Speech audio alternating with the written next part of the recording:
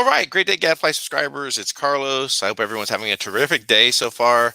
I want to thank all of our GADFLY subscribers, and for those tuning in, gosh, I don't think there's anyone tuning in for the first time anymore, but if you have not done so yet, do us a favor, go over to our site, which is the gadfly.vhx.tv. You can learn about our premium subscription content that's listed there with myself, London Paul, Ken Shorkin Jr. If you're not sure, you can sign up and do a 30-day trial. And then after that, you can do either $10 a month or save a little money and do $100 a year. So also, we do have some social platforms, which I encourage you to subscribe and follow, because we do release some of our content to the public, which is at the GADFLY MCN on Twitter, as well as our YouTube channel. And today, as always, I'm very excited to be joined by my friend and colleague, London Paul of the Sirius Report. Paul does great work over on his primary platform, which is the SiriusReport.com, and also hosts his daily premium content, which are his daily podcast updates with everything regarding finance, geopolitical, great analysis and intelligence there. So, Paul, wonderful day. How are you, sir? Well, yes, thank you for the introduction. Yes, and yeah, we're fine. We've actually finally got summer, so everyone's complaining now it's too hot. The British, it's too cold, it's too wet. When it's hot, it's too hot. You can never satisfy British people when it comes to the weather.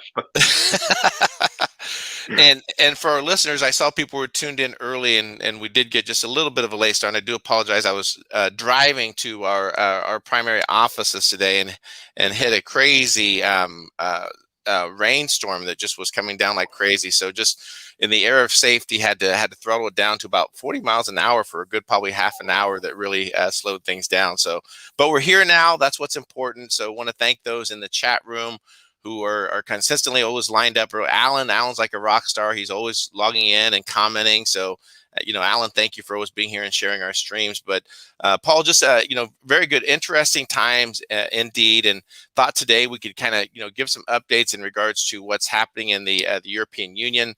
Again, I think there's a massive amount of pressure from the West in regards to, the United States really trying to prevent any type of momentum with Europe building any type of further solid relationships with Russia and China, and I think that that's coming to full premonition here, as we see several times some episodes regarding either the ratification of the China Investment Treaty or the admission that, shockingly enough, that USA and NSA and Danish intelligence spied on EU allies, which I'm not sure why that really surprised anyone, Paul. No, it should just surprise someone that it's taken this long for it to become public knowledge. But look, we've said before, and it's worth reiterating, that Europe's kind of this key battleground between the old reality of the unipolar world and everything that stands for, and the new reality of the multipolar world.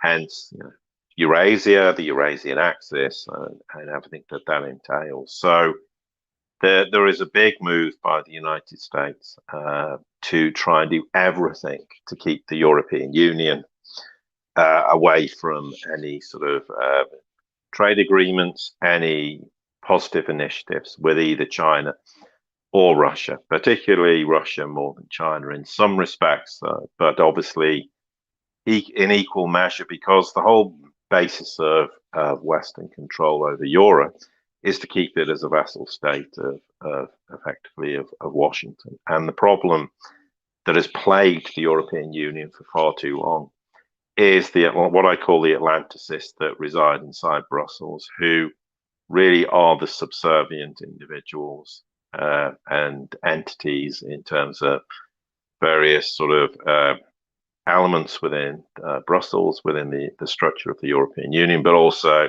there's a whole bunch of think tanks and others who are there to do everything to try and make sure that the European Union stays subservient to Washington, but also in the process tries to make sure that there isn't any integration between the European Union and China and Russia. Hence why we always have all the Navalny nonsense as one example with regards to Russia, the enormous pressure that the United States tried to impose on the European Union with regards to Nord Stream, obviously constantly trying to create huge amounts of tension and fear and anxiety in Eastern Europe, so they can justifiably say we need to keep forces and missiles pointing at Russia and all the things we know with regards to Russia. Now, China's latterly become a problem because of the fact of they believe this ascendancy, which the United States views anything in ascendancy, anything that it perceives to be a challenge to its hegemony, though its hegemony is collapsing, therefore becomes a problem. And it's surprising in many ways that it took the United States as long as it did to react to China the way it did. But we'll focus in regards to these developments where there has been, of course, surprise, surprise, further allegations, shall we say, but I think it's more than allegations, but let's just phrase it at that, where there's a huge scandal brewing inside Europe with regards to the NSA, which, for anyone who doesn't know, obviously is American intelligence agency, and how they've been utilizing, shall we say, colleagues or subservient nations and individuals to spy on their own allies, effectively. And it comes back to this point, and I've said this many times, sadly, the United States has no allies. It has subservient nations. It has nations who will do the bidding of the United States, and those who don't are sworn enemies. And those that do are just useful idiots who will make sure that that the United States' position with regards to Europe is maintained. And this is another reason why, we've said this before, the US detests Huawei, not because China's going to spy on Europe, but because if they all started utilizing Huawei's technology, the NSA would have no backdoor in to spying on their allies. And of course, the latest revelation comes from statements where apparently the NSA, with some elements within Denmark, and it's not clear who, apparently spied on senior politicians and officials inside Sweden. Now, apparently this came to light there was an investigation, and you can Google this code name. I think it was Operation Dunhammer. That's D-U-N and then obviously Hammer. And that was with the Danish Armed Forces Intelligence Service, which we'll call FE from now on. Now, this inquiry apparently analysed surveillance from the NSA surveillance during the years with respect to obviously Sweden and Denmark between 2012 and 2014. Now, just because they've investigated it during that period of time doesn't mean, of course, it didn't happen prior to that, and obviously hasn't happened subsequently. Now, what makes this perhaps more damning is apparently all this disclosure is based on information from multiple sources who apparently had access to classified information from the Danish intelligence service. So clearly someone's got very angry inside the intelligence agencies and they said enough's enough. And again, there's all these competing influences that exist. If there's no unified, joined up thinking within intelligence agencies, there's some who'll be very happy to be subservient to the United States and others who clearly won't, because, I mean, after all, Denmark effectively is a near neighbor of Sweden and should be regarded as an ally. Now, what's also, I guess, given this more gravitas is all these revelations apparently being confirmed also by independent sources. And the claim is that a number of senior Swedish politicians and senior officials were targeted for, quote, espionage. So the NSA, via this collaboration with this FE, spied also on Swedish business interests and Swedish politicians. And they're saying effectively this was around politicians in areas that apparently intelligence agencies have typically interest in. The fact is, though, that this has caused an enormous scandal because they're supposed to be allies of the United States. What isn't clear is how many of these Swedish politicians or officials there are. Exactly who was tapped is that level of information is not readily available. I'm sure subsequently there is going to be internal investigations inside Denmark. Certainly there will be investigations in Sweden, and at a certain level that information will become known. But the mere fact the NSA carried out this utilizing the Danes against the Swedish defense industry and military manufacturers shows the extent of the seriousness of this problem. And also, no doubt there's a lot of new information coming to light all the time. So the extent of this problem is enormous. So what effectively this review shows is that the NSA is not only with Danish help spied on Swedish politicians, but apparently we can extend this even further because they've spied on senior politicians and high-ranking officials also, note, in Germany, France, and Norway. And is that the extent of it? Could be elsewhere in Europe. Maybe it's also in the Netherlands and Portugal and Spain, Italy, etc. I mean, I'm not saying it is, but we don't know.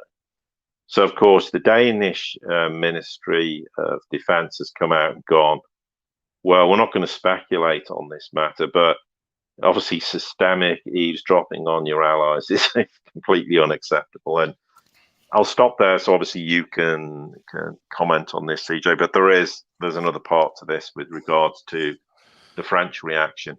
But no one should be surprised by this. The truth of the matter is the US constantly spies on everyone, including its allies, and what it does with regards to the Five Eyes alliance. It even compartmentalizes the information it shares. Say, for example, it will share certain information with the British, but it won't share certain information with the Australians and New Zealand or the Canadians. And it's absolutely ludicrous that anyone in the West actually believes that the United States has their best interests at heart. They don't. And like any nation that spends its whole time trying to implement hegemony and a unipolar world, the US doesn't trust anyone. In fact, it probably trusts some of its allies less than it trusts some of its sworn enemies. So therefore, this is a fundamental problem, and this has shone yet more light on it. And obviously, there was the issue, we'll come to it, with regards to all the alleged spying that was going on with regards to Merkel. And that came out several years ago. But this is an enormous problem. And it's about time that the relevant people in the European Union started to wake up to the reality and started to also challenge the Atlanticists who have zero interest in what's beneficial to the European Union. They're just subservient to the United States, and they'll effectively crash and burn the European Union, which is going to crash and burn anyway, because they have no allegiance whatsoever to any European nations or the Eurozone. They're there merely to do the bidding of the US, who wants to keep the European Union subservient for the reasons we stated earlier, and obviously we've stated for many years in far greater detail. Yes, Paul. I completely agree. I mean, this assessment, should have been realized, even dated back, if we remember, whenever the U.S. was attempting to really show the weapons of mass destructions and present it to the United Nations, where I believe, I can't remember which country that was actually going to vote to veto. At that point, they were actually hacking and spying on that particular country that was part of the UN, and presented them with information that, hey, look, we have this, and it changed the vote. But more here recently, Paul, it seems like there's been a lot more information forthcoming in regards to the potential disruption of the Five Eyes intelligence agencies, and maybe this could lead to some disruption of that coordinated effort when they literally will discover that they all have been probably spying on each other from the beginning, Paul. Yeah, and the other thing is, it's, you'd think Western nations might start to finally wake up to the reality that when the US and also the UK intelligence agencies make statements, well, our intelligence tells us, that they might start to go, hang on, actually, this is not reality. And you'd be surprised the naivety and the ignorance that exists in elements within the Eurozone and Western nations, as to people who genuinely believe that when they're told intelligence confirms X, Y, and Z, then in fact they genuinely believe it's true. That sounds unbelievable, but that is how naive the political system is. That, again, we're back to this thing where people are wedded to a political system. and they don't believe for 1 minute that the United States would lie to them. Well, increasingly, instances such as this should start to sharpen and focus some minds inside Europe, and for that matter, in a wider context. Yeah, the Five Eyes Alliance, maybe that will lead to further fractures, because that organization is not as watertight as people would like to believe. There are certainly disagreements, and when, for example, New Zealand broke protocol with regards to China, then the United States started to exclude them from certain intelligence, because in their paranoia, they actually believed that this meant that somehow that New Zealand was now a security risk for the Five Eyes Alliance. It's like, the trouble with the United States, you're either with them 100%, whatever they tell you to do, whenever they tell you to do it, how high you have to jump. And if you're not, then somehow you're a problem.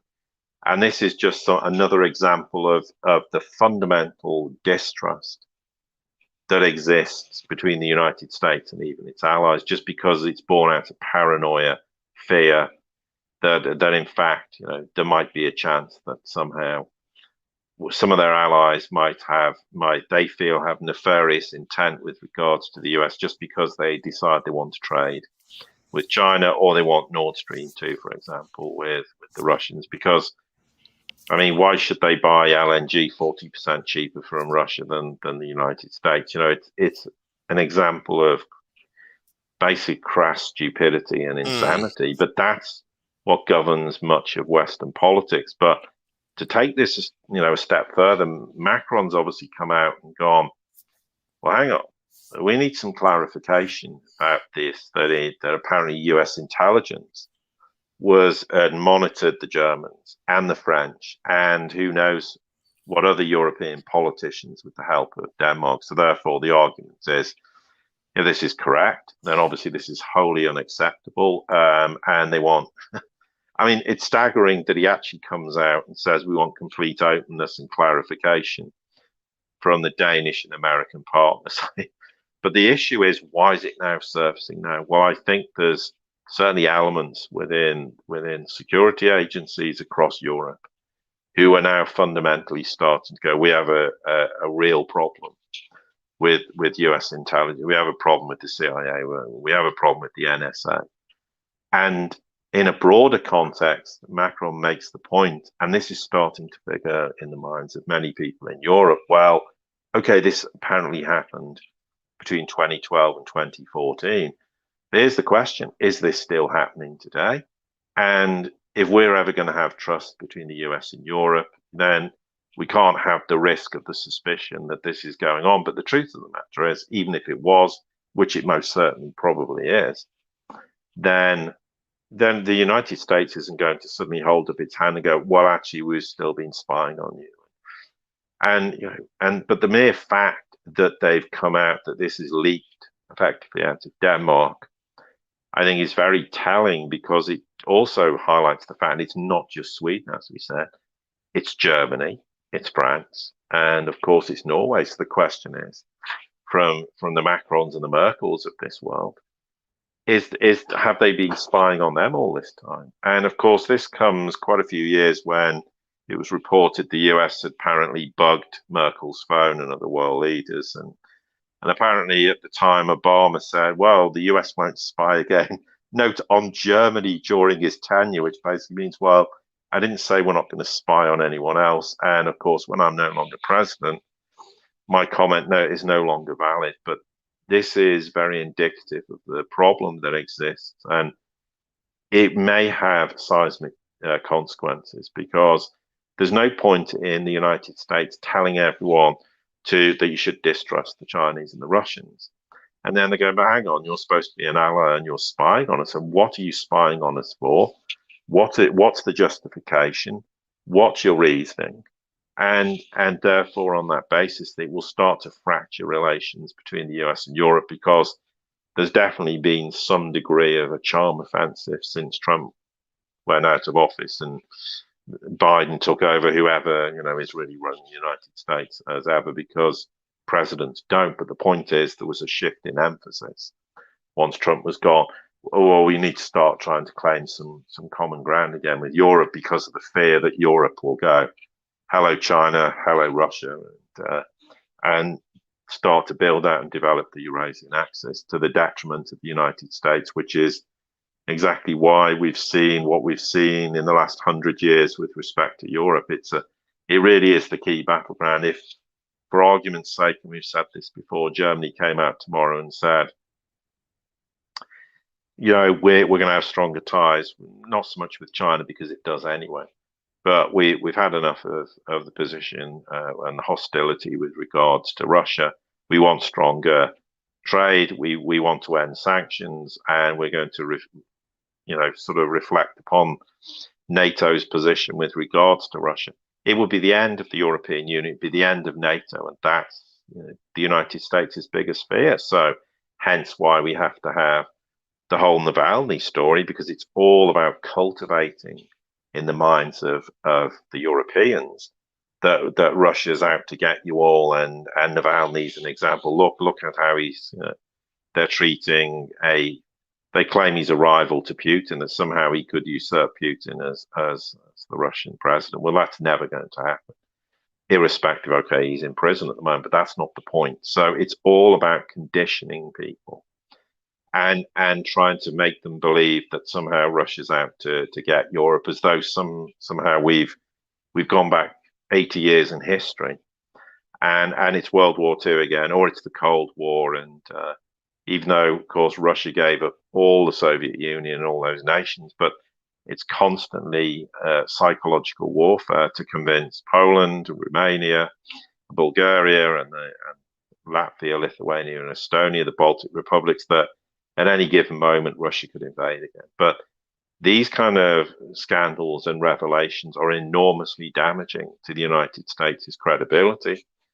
And I think the political fallout, it might not be seen publicly, but privately, the United States is going to be in some serious hot water to explain why this happened.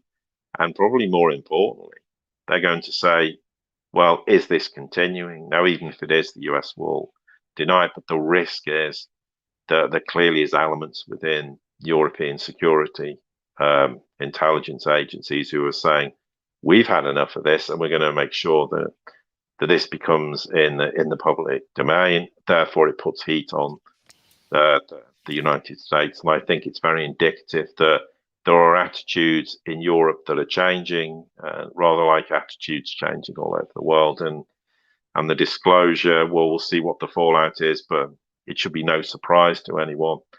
But at the end of the day, it's important that these revelations come out, because Europe needs to understand that it doesn't have an ally in the United States, and it never has since the end of World War II. Yep, absolutely. Very well said, Paul. Paul, let's shift gears a little bit. And I know that you probably were going to cover this in your own podcast over on the Sears Report, and I appreciate you delving into it here with our GADFLY subscribers. And that's this article in regards to the European Parliament freezing the ratification of the China Investment Treaty. Could you break that down for us, please? Yeah, well, I originally discussed this. I think it was the first podcast I did after the sort of Christmas, New Year break. So it would have been the first few days of January. So we're talking, 5 months ago.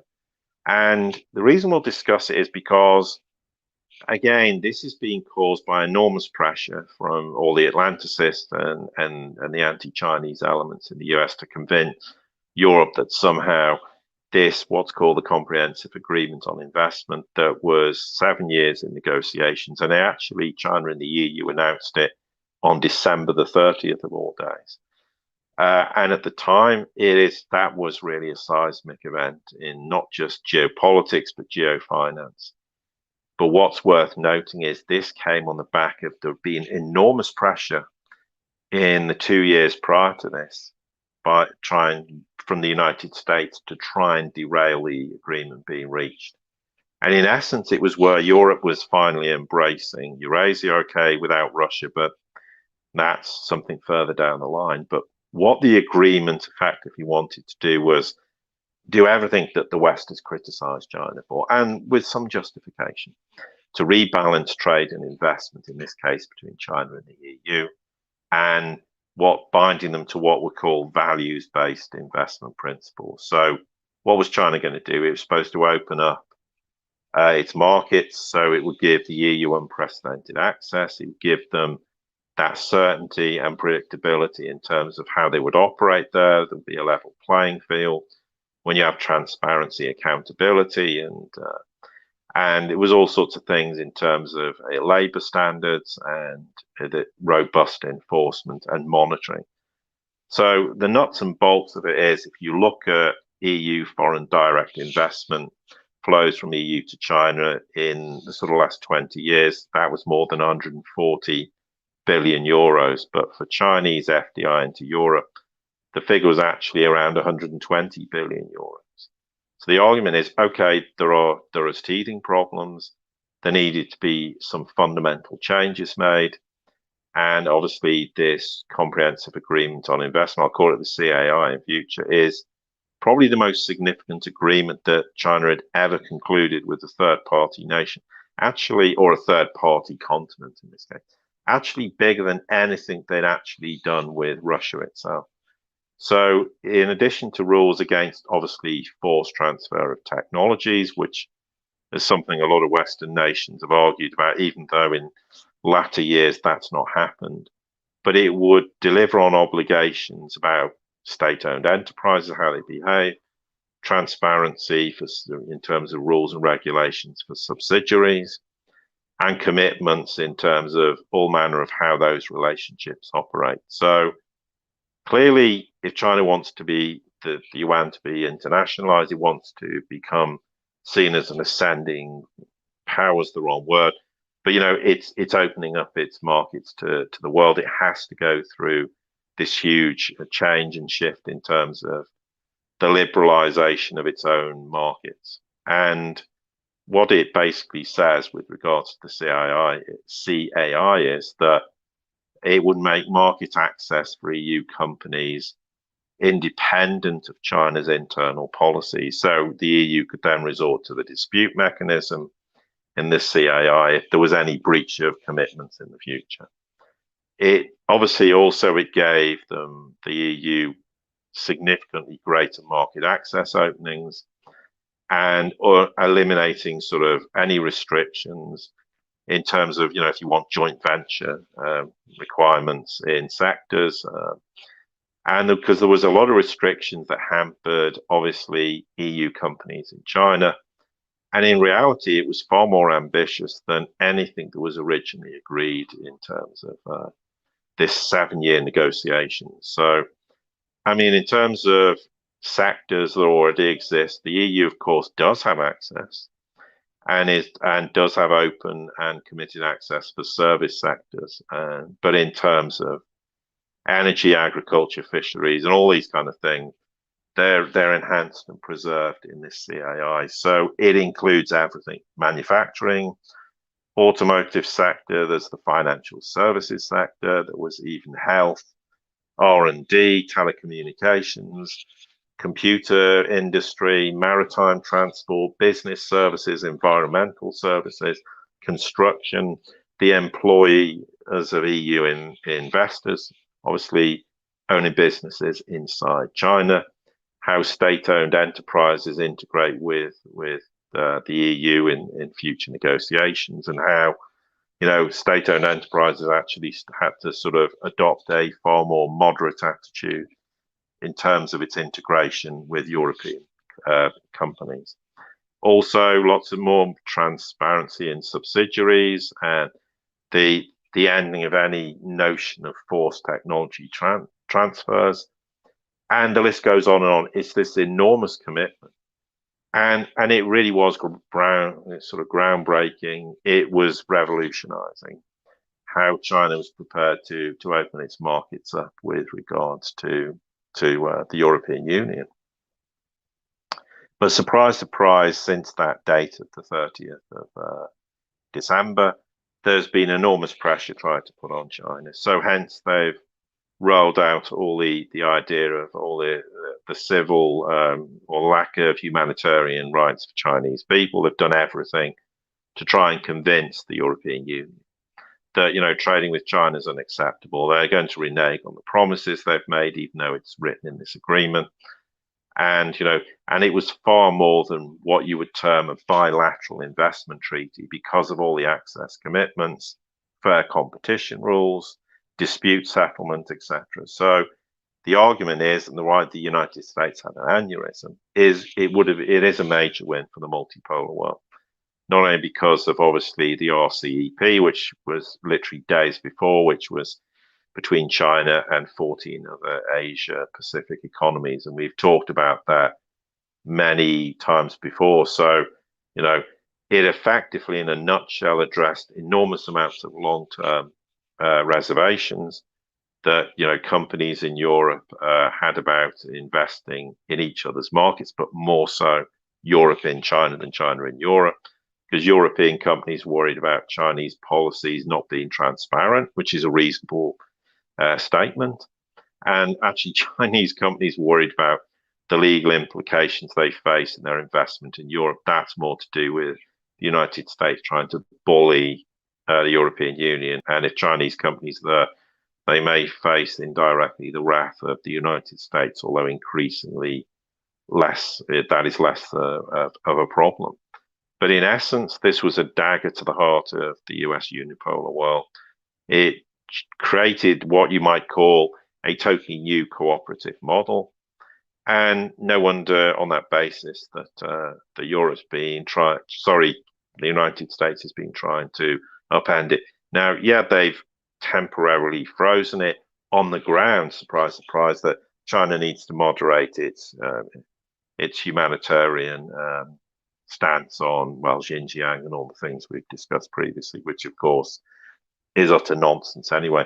But at some point in the future, the realization will come that Europe has to embrace these kind of deals because Europe is in no position to be able to finance anything, and it's going to need enormous Chinese investment. And also, it will want enormous access to China's markets because China is opening up, it's liberalizing all its markets, it's becoming an enormous import base. It wants high quality goods because the Chinese people want them, and it's rotating its own economy away from being kind of almost the breadbasket of buying cheap goods from China, which the world has been doing for 2 decades effectively. So it is a game changer in terms of cooperation between China and the EU. And hence why the United States, as we said, is trying to upend it. But it will eventually see the light of day. But the idea that somehow this is one-sided and China seeks to gain control of Europe is not the case, because in fact the concessions from Europe are extremely small, given they're obviously, they have significant trade and bilateral trade and cooperation anyway. But this was effectively giving Europe everything it wanted in terms of access to the Chinese market, and over and above even what the European Union wanted. But that's the kind of story that a lot of people in the West don't want anybody to hear. Is the case. But one thing Europe does know, well, the pragmatic people, is that China is in the ascendancy and the US is in terminal decline. What's also clear is Europe doesn't want to lead this Indo-Pacific Quad Alliance nonsense with regards to trying containing China. But the trouble is, and this is fundamentally a problem, Europe's at some sort of crossroads in terms of its own future in the world. I mean, the principle in Europe is it wants to kind of be this force to be reckoned with. But individually, it's got all these small and medium-sized countries that has very limited influence. They all have very different ideologies, different ways of thinking, and therefore you can't get this common unified approach within Europe. So Europe collectively is rather weak in many regards. It also has grave reservations about the expansion of NATO with regards to Southeast Asia and China. It doesn't want to get involved in wider sanctions on China. And therefore it is somewhat at loggerheads with the US anyway. But it is one of those things that eventually will come to light.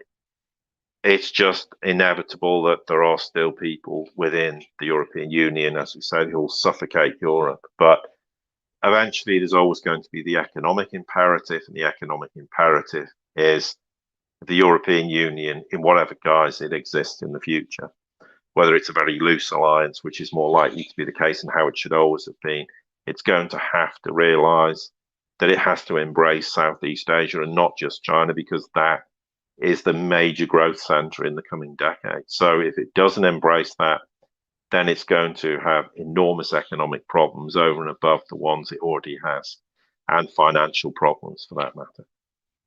Yeah, Paul, very well said. I mean, the dynamics of things. I mean, times are changing, and we're in the 11th hour of what that is looking like in terms of that. And we had hoped by now that the West, including the United States, would come to this realization. I'm hoping that there's still time, Paul. I know we have the coming meeting between Biden and Putin. I'm not quite sure of the extent of how that conversation will go, what it will look like, take place. That's probably for a whole other podcast. But again, it just kind of goes back to that realignment that's occurring, and there is a drift away from Western-based policy, including leadership driven by not only economics but geopolitical trends, and the signs are literally all over the place, Paul.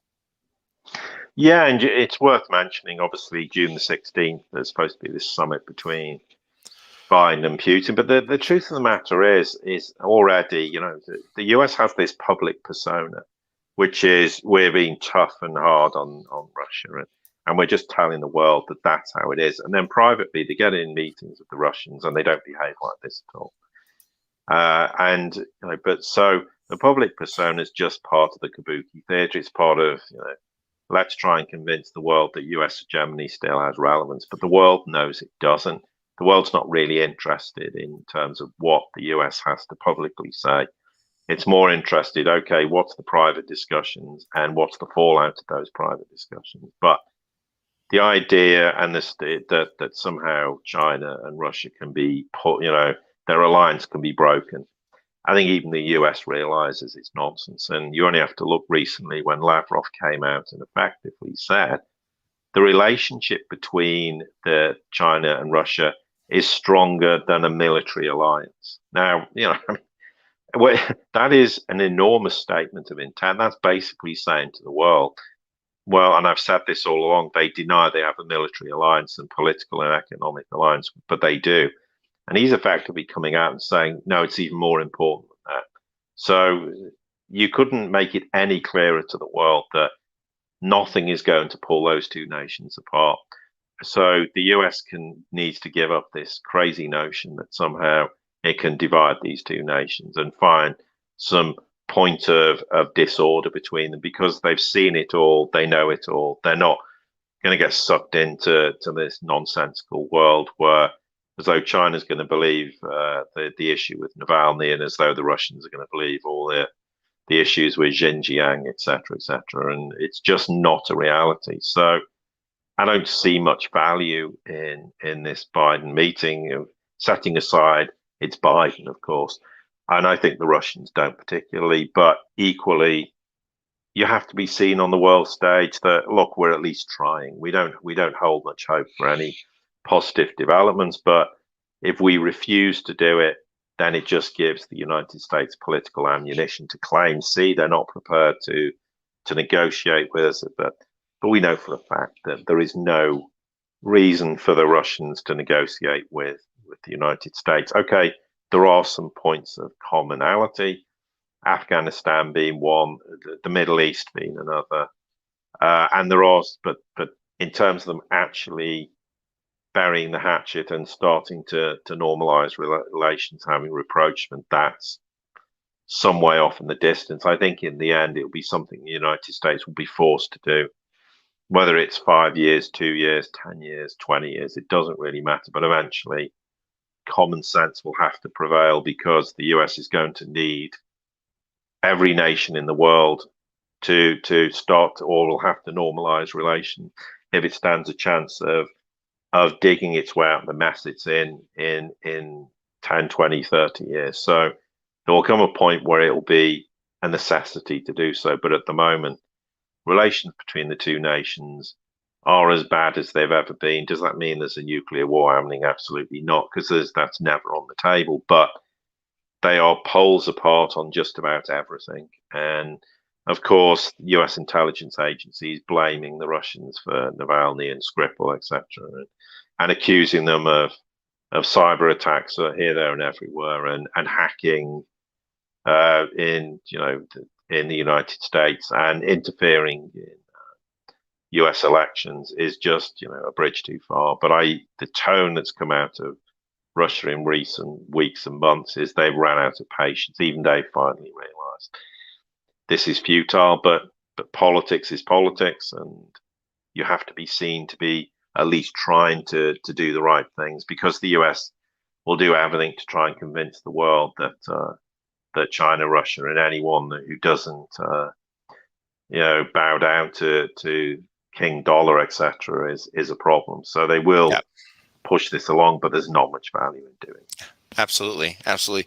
Paul, let's shift gears a little bit in regards to the hacking and what's taking place. I want to get your insights, and then I have a couple of thoughts on my own, one of which I borrowed from just this morning listening to a podcast. But that's in regards to all the cyber hacking, and we're learning that here in the United States, that one of the largest meat plants, JBS, is having to shutter their operations currently right now, just out of fear of the cyber attack, and which literally is going to jeopardize the food supply and obviously probably increase the price of production of meat products. Paul, so what are your thoughts on this?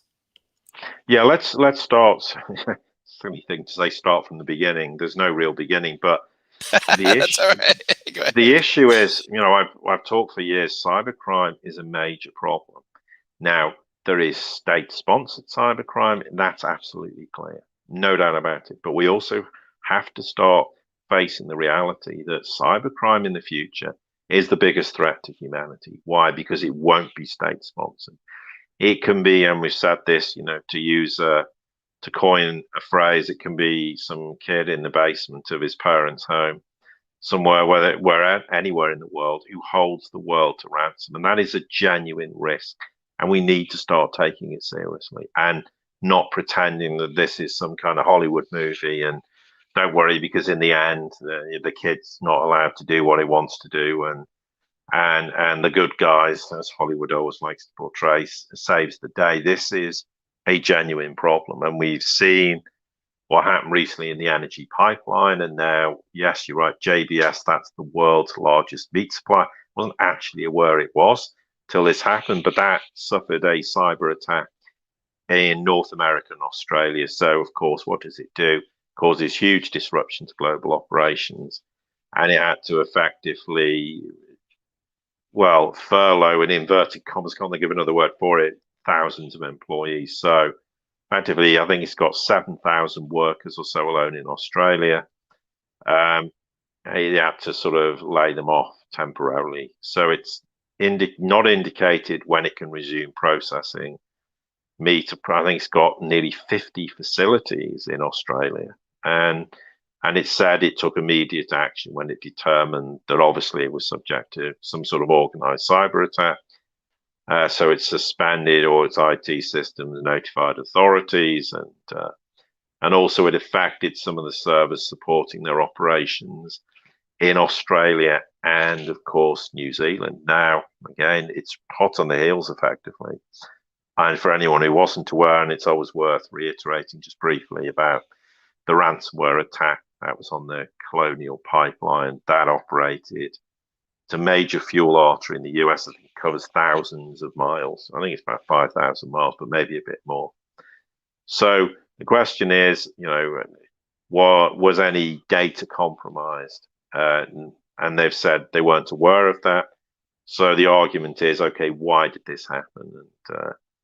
And it's interesting, of course, and then people can get a bit conspiratorial, because the idea is, it causes major problems in meat processing Canada, Australia, and obviously beef prices, rather like a lot of commodities, are going through the roof. And therefore, of course, like any of these industries, everything's very automated now. So any sort of IT systems are needed for tracing, sorting, and obviously adopting regulatory requirements in terms of animal welfare. Okay, I'm not going to get into that subject, but obviously it's impacted food production. Again, it's rather like the colonial pipeline. It just depends how long this is shut down for. But of course, it exports over 50% of what it produces to overseas customers. So obviously, that's going to have a serious impact.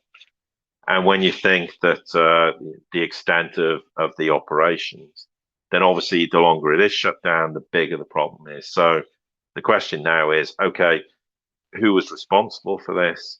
What are they going to do about it? But again, it's one of those situations that the biggest problem is complacency. People go, oh, it won't happen to me. It's someone else's problem. But of course, the issue is that this is a huge problem in the making, and it's only going to get worse. And just to go, oh, it's a state-sponsored act is I think very naive. And I think also that there was supposed to be a cyber attack that shut down I think, a beef plant in Alberta in Canada. And yes, there's targeting, what you would call critical infrastructure, whether it's the oil sector, okay, whatever people's personal eating habits is not the issue here. But the issue is that, that's going to seriously affect people's who eat meat, and obviously it's going to drive prices up. And therefore, people say, oh, isn't it a bit suspicious that this happens? Well, I don't think it's about trying to stop people eating meat or anything like that. What I think it's doing is it's highlighting how vulnerable something like a energy pipeline is, how food processing. I mean, this is food. This is critical. Well, whatever food you eat, if we start to have major problems with cyber attacks in relation to food production and distribution, then we can start having global problems in terms of food security. And we've talked about food security being a problem. And it's far more than just, do we produce any food in our own nation, and do we need to start producing more food? It's not, and also more than just, well, do we import too much food, and who are we importing it from, and do we need to change our attitudes as to who we import from and how much we import, and we need to become more self-reliant. But when you put this in context, that it's possible to paralyze food production wherever it is in the world, whether you're producing it domestically or it's being produced internationally, we need to start taking this seriously, because I keep saying the future problems are not nuclear war.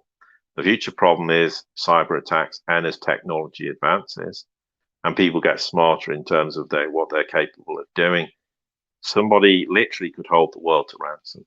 And we need to take it far more seriously. And most certainly nations are well, less so in the West, because again, this is the insanity of politics.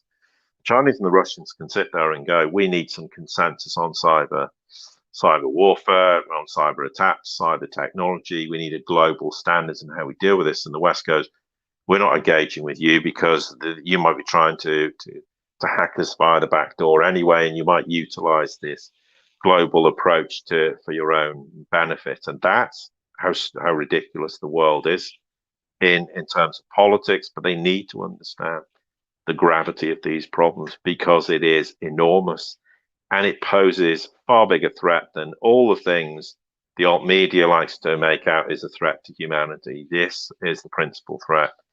And when it starts to affect energy, when it affects how we feed ourselves, then hopefully people start to take note and have some global consensus that we need to realize that future warfare is not going to be fought with guns, bombs, missiles, as much as people would like to believe that as the case. That's all just kabuki theatre to justify spending obscene amounts of money on the military. The biggest threat lies in cyber security or cyber attacks. And if someone can hack any critical infrastructure, then what happens if they start to hack nuclear installations? And we know that's happened already, and that was definitely state sponsored. But we have to take it seriously. Global catastrophes can happen because somebody in the basement of their parents' house, or some adult in the basement of their own house or in their living room, has the capability to wreak havoc on the world. Yeah, absolutely. Absolutely. Paul, I was listening to a earlier podcast and wanted to get your thoughts on this. And I had never really, considered this, but is there any chance, like when you look, for example, at the previous hack in regards to the pipeline, correct? In regards to Mm-hmm. 60% of the Northeast in regards to fuel, and then we look at the meat factor as well, and not understanding quite a bit, like in terms of the amount of volume. I'm sure it is significant. But I was listening to an interesting podcast where again, this is complete speculation, and I think it's important that anytime that we are speculating or putting stuff out there, that we do that so that everyone understands. But do you think that there's a slim possibility that there's an effort to really kind of do these things and to maybe to provide a little bit of cover for the inflation that potentially is hitting some of these key sectors? You know what I'm saying? So obviously, if there's disruption in supply that's man created and there's price inflation, that perhaps they can say, well, this isn't our fault. This is the reason why this happened, is because they were hacked and it affected the production, hence the pricing of these things. What are your thoughts on that? Well, yeah, I mean, you can't never say never. I mean, but I mean, the point is, the motivation to justify inflation doesn't really matter.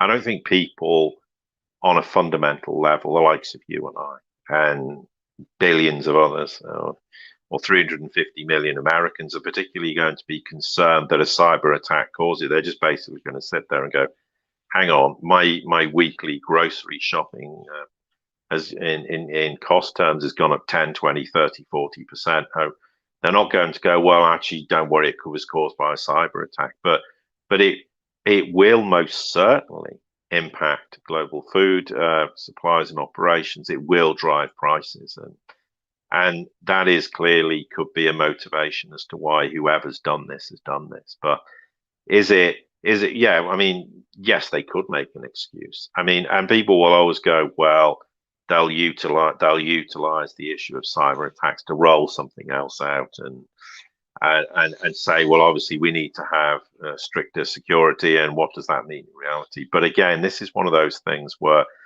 we're coming back to this point that a lot of these, and I'm not saying in terms of what you listen to, but in a broader sense, there's always this idea, well, this means this. Well, no, the world, again, doesn't operate that way. We need to start taking this seriously, that whoever's doing this isn't doing it because, how people perceive the world runs, is that these people are implementing this deliberately. But you're right, they may seize upon this as saying, well, these kind of attacks are obviously also exacerbating the issue of inflation, but they can't, quantify it in those terms and say, well, that specifically is the reason. And at the end of the day, the average person doesn't really care what's causing it. They just care that it has happened to them. It is happening, and okay, what are you going to do about it?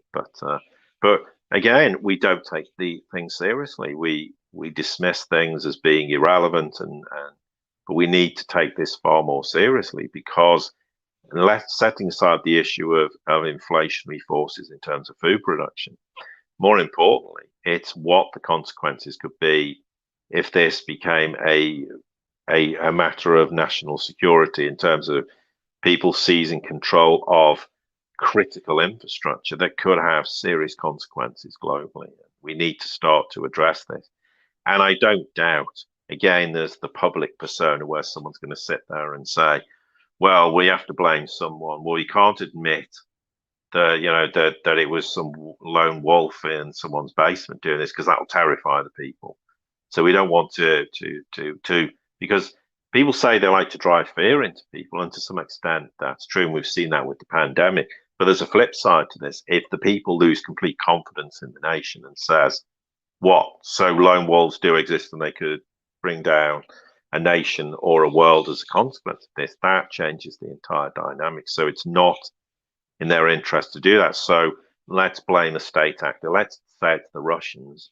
But again, this is just public persona, but you can guarantee privately there is going to be back channels with the Chinese, Russians, and everyone else going, hang on, what is really going on here? And we need to start to be more mindful, because there is no way the Russians are going to be hacking JBS or hacking the Colonial Pipeline.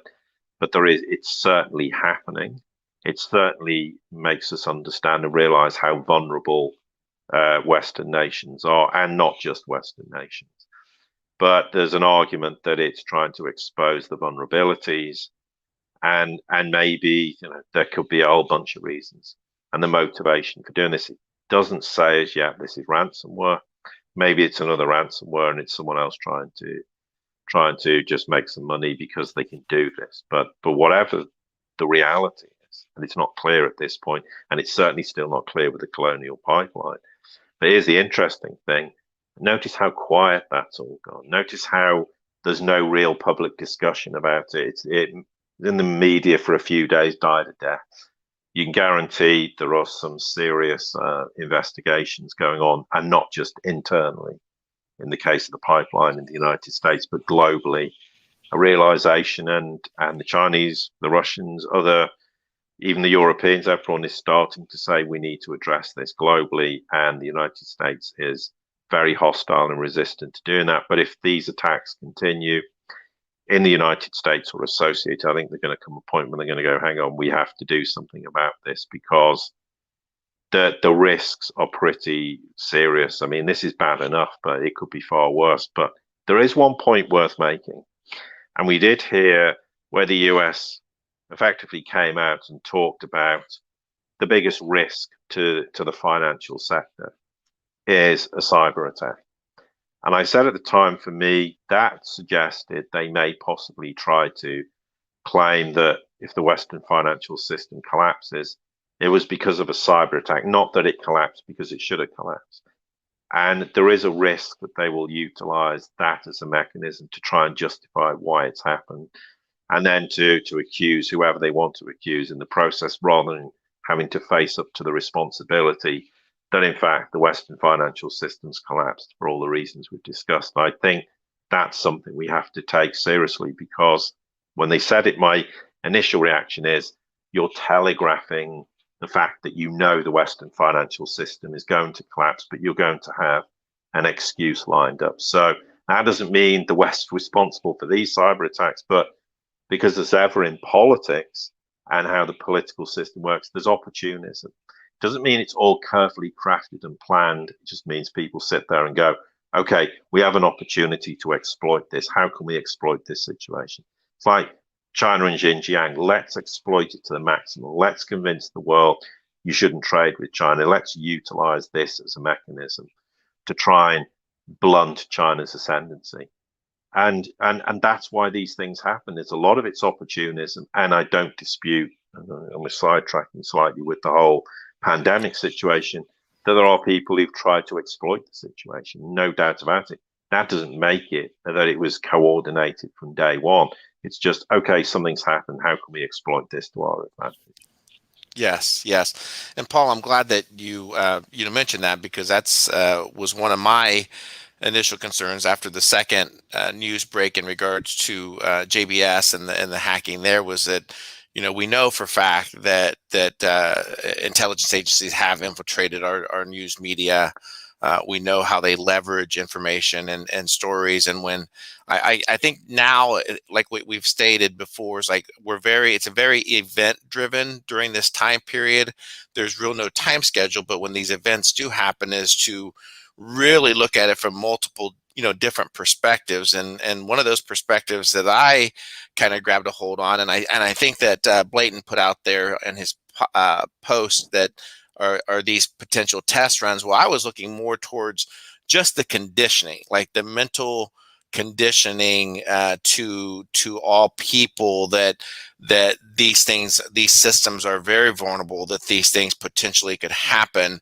That would provide a buffer to them in the event that there is a major cyber attack on the global financial system, that they could say, look, these things have been in the works. They've been planning these things. They did these past two. So it provides that buffer. The other aspect in regards to the cyber is that it's a lot cleaner. Obviously it can impact harm, but it's a lot cleaner than some type of more aggression or military, where it's very difficult, where there could be a significant amount of loss of life, where the cyber attacks can be, implemented, could be driven a little bit differently, and maybe there's not so much ramification against a larger things of catastrophe to happen, but systematically could bring about change. In fact, this article that I have brought up on the screen right now is from the last American Vagabond, and it lists specifically that there has been policy driven around calls for merging Wall Street banks, their regulators, and intelligence agencies as necessary to confront this allegedly imminent cyber attack that will collapse the existing financial system. This Carnegie Cyber Policy Initiative actually did a kind of not necessarily a drill, but just a simulation in regards to quote unquote event 201, where they escalated this as a quote unquote cyber pandemic. Now, again, completely speculating. There's no, imminent. There's no facts to point to this, but just more kind of framing things up, Paul, from different perspectives to assess why this information is coming out now, and the potential of them ushering in, leveraging that to usher in some type of systematic change. And we know that the dollar is seeing its last days. We know that the system does need to change. So just interested to be witnessing this, and again, just something to consider, Paul. Yeah, but I mean, again, people always pick on a moment in history and go, well, they had some simulation. Yeah, they've been doing simulations about cyber warfare for years. They keep happening, and then people just pick on a moment in history and go, "Oh, but that means this." And they did have one last year, sort of November time. But bear in mind, it was also done in partnership with Sberbank, Russia's largest bank, and that would have been done with the blessing of Putin. Now, Putin's not going to do something which is to go, well, actually, we're just going to further the agenda of, because again, we're back to this whole perception that the Great Reset, the World Economic Forum, is going to hold the world hostage. And of course, it never has done, and it never will do. But, the fact the Russians have participated in this, the Chinese have participated in these things because they know genuinely the risks are enormous now. And it's very likely in the next 5-10 years or less that there could be cyber attack that could bring down a financial system, and it could happen post the end of the dollar. It could happen in any environment whatsoever, and we have to be very mindful of this. But yeah, of course, when the people have simulations about an attack on the global financial system, and it includes the Fed and the Bank of England and Wall Street banks, etc., then everyone jumps to the conclusion, well, this is because they've got some plan for a nefarious attack. Well, the other point with regards to this is, if that was the intention, they wouldn't telegraph it. I mean, otherwise that just raises suspicion, and people go, hang on. So they did this, and then 5 minutes later that happened. And okay, I know this, people believe it relates to the pandemic because they had something that happened months before the pandemic. But the truth is, they have these things all the time, because there's always the fear and that there is a risk of this. Now, I don't care who does it, who's part of this. I don't buy into all this one world government, global conspiracy, because it's not reality. This is not how the world operates. But what you can certainly glean from this is that these big institutions are genuinely worried about this. They're worried about the consequences of this, because they know that there are malign actors who could upend things. Now, does that mean there is going to be a global cyber security event that upends the global financial system? Well, I mean, we don't know whether it happens, but there is a risk of this. But just because there is an acknowledgement of this inside the Wall Street banks and central banks doesn't mean it's a fait accompli, and that they're somehow part of some conspiracy to make this happen. But I mean, but at the end of the day, we need to take this seriously, because it is a major problem. And whatever our perception is, and people are terrified of World War III and major wars, this would be a war where not a single bullet was fired, but the consequences globally or regionally or whatever it might be could affect billions of people. Yes. So we need to start taking it seriously. And the fact that the Russians and the Chinese are participating in this, with all the people that everyone in the West thinks is got their finger on the pulse with anything, should make people go, hang on, there might be more to this than our perception. It's very easy just to go, oh well, these institutions are participating in this, it means there's something nefarious happening. Well, maybe sometimes, and given the world's changing, that perhaps some of these institutions aren't quite the institutions we once thought they were. Maybe the process is beginning to change, because at the end of the day, we are going to have change. These institutions aren't going to be the institutions they once were. So either they evolve or they die, and many of them will die. Many of them won't evolve, but maybe some of them will evolve. And we have to start to say, well, if there's initiatives going on globally that involves the Chinese and the Russians, they're not going to be part of some nefarious plan. And also those, if they were doing a nefarious plan, aren't going to share information and have the Russians and the Chinese involved, because obviously they'd be telegraphing to the Chinese and the Russians what the plan was. And if there was indeed a plan, which we're not saying there is, and therefore that's completely counterintuitive, you would lock the Chinese and the Russians out of this process.